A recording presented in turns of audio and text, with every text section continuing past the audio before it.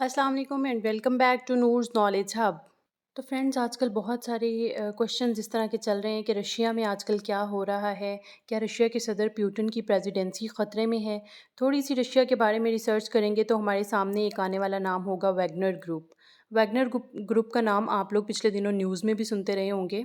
تو اب جب رشیا کے بارے میں نیوز سامنے آئی تو سب سے پہلے جو سامنے آنے والا مسئلہ تھا وہ ایکچولی ویگنر گروپ کا تھا۔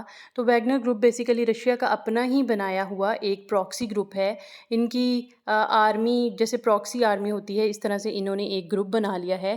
اور روس بیسیکلی اس گروپ کو جو ہے وہ اپنے اسٹریٹجک مقاصد کو حاصل کرنے کے لیے یوز کرتا ہے اور ان لوگوں کو میدان جنگ میں اتارتا ہے۔ اس میں سارے لوگ ایسے ہوتے ہیں جو کہ عادی مجرم ہوتے ہیں یا جیلوں میں قیدی جو ہوتے ہیں، ان کو اس گروپ میں رکھا ہوا ہوتا ہے اور وہ پھر روس کی جگہ پہ جا کے لڑتے ہیں۔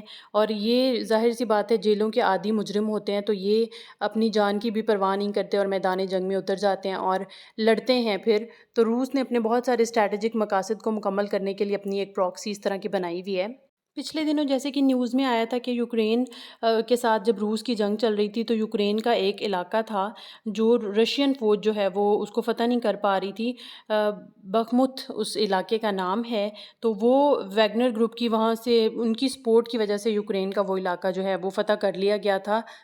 یہ سننے میں بڑا ہی ایک فلمی سا لگتا ہے کہ ایک فلمی سا جیسے وہ سین بن جاتا ہے، اسی طرح کا سنیریو ہے۔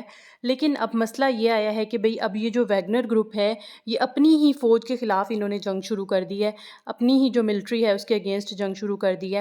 جہاں پہ پاور کی بات آتی ہے وہاں پہ پھر ہر بندہ جو ہے وہ بندہ یہ چاہتا ہے کہ اس کو پاور ملے۔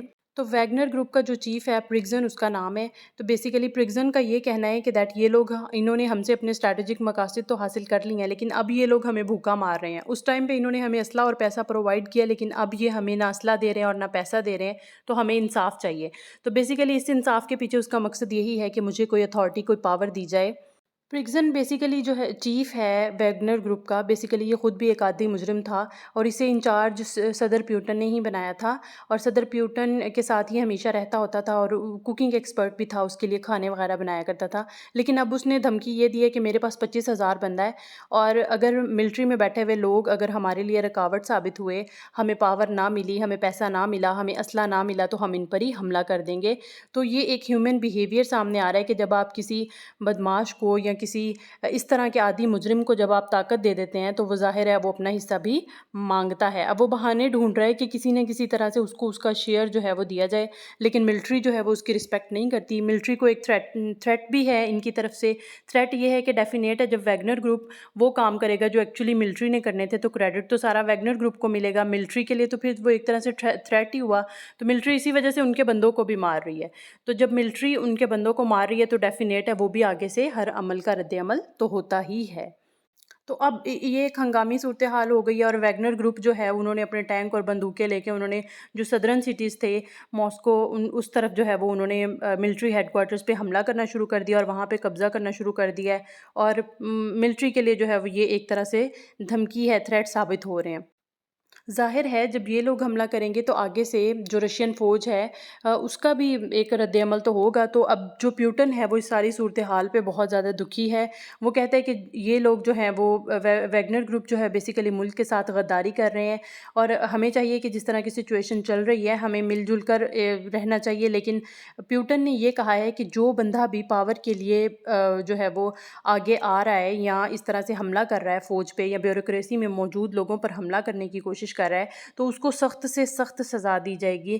تو پیوٹن کے دل میں خود بھی ایک ڈر ہے، پیوٹن کے دل میں یہ بھی ڈر ہے کہ کہیں اس کی اپنی فوج میں سے کوئی اس کے اگینسٹ نہ ہو جائے، اس لیے وہ اپنی فوج کا ساتھ بھی دے رہا ہے۔ تو لیکن اب بہت سارے لوگ یہ بھی کہہ رہے ہیں کہ جو ویگنر گروپ ہے وہ اس کو بیرونی فورسیں جو ہیں وہ کوئی ڈکٹیٹ کر رہی ہیں، بیرونی فورسوں کی اس کو سپورٹ ہے، دیٹس وائی وہ اپنی فوج کے خلاف جو ہے وہ میدان میں اتر گیا اور یہ رشیا کو توڑنے کا جو ہے وہ ایک طریقہ ہے۔ لیکن پیوٹن نے اپنے ایک سٹیٹمنٹ میں کہا ہے کہ جو بھی اس طرح کے ایکٹس کرے گا، بدماشی کرنے کی کوشش کرے گا، ٹیررزم کو پھیلانے کی کوشش کرے گا ملک میں، تو اس کو سخت سے سخت سزا دی جائے گی۔ تو اب باتیں یہی چل رہی ہیں کہ یہ رشیا کی انٹرنل ایک جنگ ہے انٹرنل جنگی لگتی ہے، ایک چھوٹی سی ایک سول وار جو ہے جو کہ رشیا کے اندر شروع ہو گئی ہے.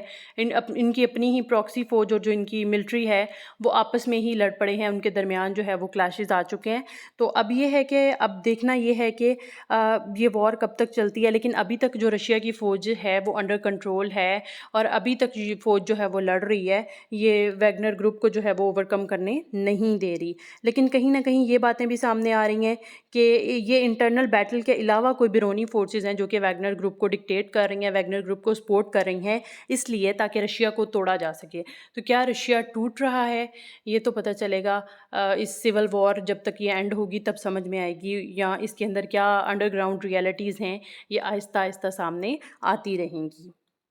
Thank you so much for watching my video. Please like and subscribe my channel and do share my videos. Thank you.